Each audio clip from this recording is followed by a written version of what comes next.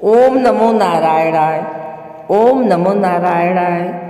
प्रिय श्रद्धालु भक्तजनों, आज हम सभी अत्यंत पुण्यदायी माघ मास महात्म्य के 13वें अध्याय का पावन श्रवण करने जा रहे हैं। शास्त्रों में कहा गया है कि माघ मास स्वयं भगवान विष्णु का स्वरूप है और इस मास में किया गया स्नान, दान, जप, तप और कथा श्रवण अनेक जन्मों के पापों का नाश करता है।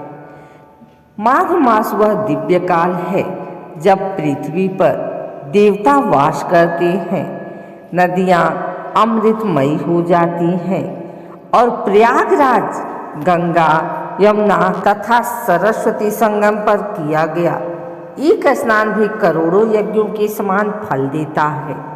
आज के इस 13वें अध्याय के माघ मास के ऐसे गूढ़ रहस्यों और चमत्कारी फलों का वर्णन है जिन्हें सुनकर मन शुद्ध होता है, बुद्धि निर्मल होती है और भगवान श्री हरि की कृपा सहज ही प्राप्त हो जाती है।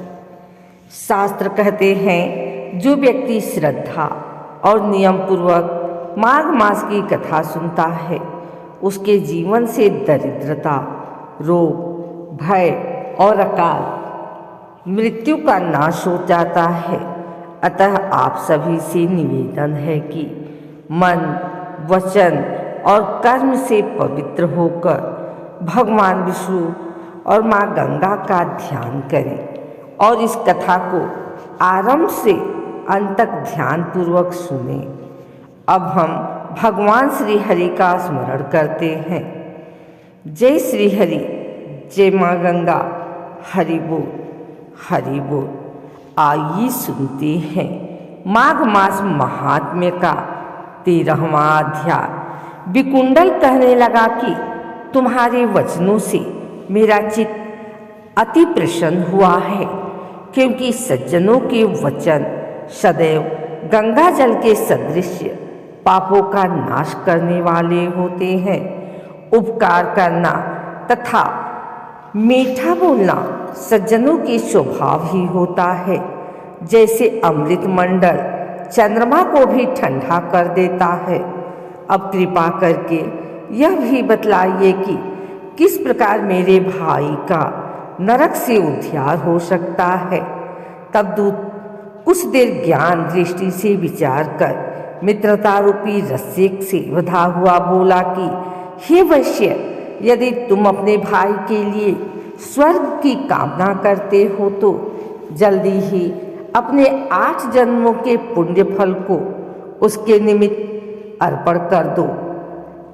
तब विकुंडल ने कहा कि हे दूत, वह पुण्य क्या है और मैंने कौन से जन्म में और कैसा किया है, सो सब बतलाओ, फिर मैं अपना पुण्य अपने भाई को दे दूंगा।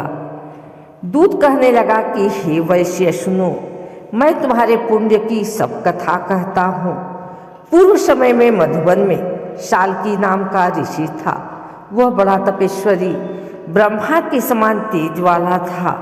नवग्रह की तरफ उसकी स्त्री रेवती के 9 पुत्र थे, जिनके नाम ध्रुव, शशि, बुध, तार, ज्योतिमान। इन 5 ने गृहस्थाश्रम धारण किया तथा निर्मोह, जीतामय, ध्याननिष्ठ और गुणात्मक इस चारों संन्यास ग्रहण कर वन में रहने लगे।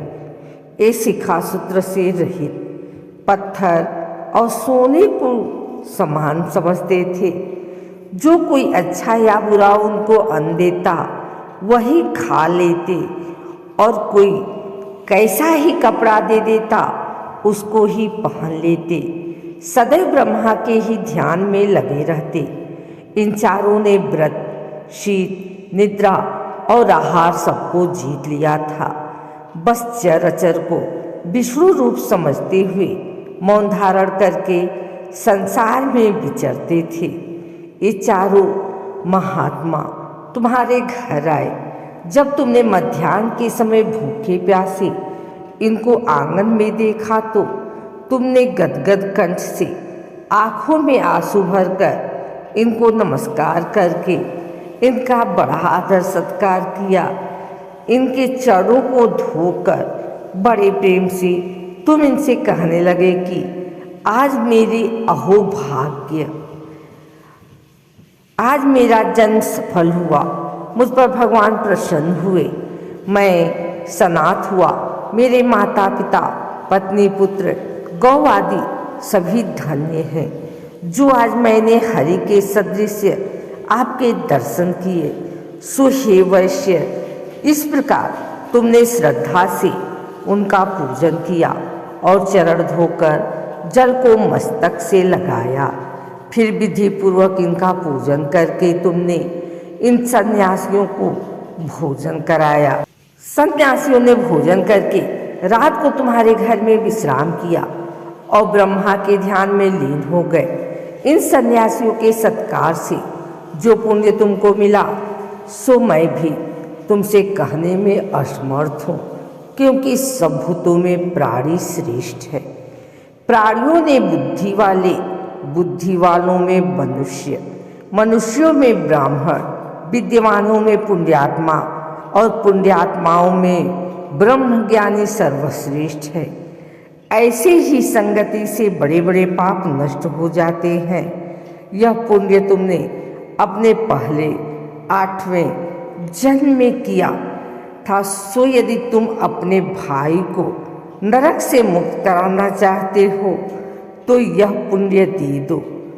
सो दूत के ऐसे वाक्य सुनकर उसने प्रसन्नचित से अपना पुण्य अपने भाई कुंडल को दे दिया और वह नरक से मुक्त हो गया और दोनों भाई देवताओं से पूजित किए गए। तब दूत अपने स्थान को चला गया। इस प्रकार वैश्य के पुत्र विकुंडल ने अपना पुण्य देकर अपने भाई को नरक की यातना से छुड़वाया। सो हे राजन, जो कोई इस इतिहास को पढ़ता या सुनता है, वह 1000 गोदान का फल प्राप्त करता है।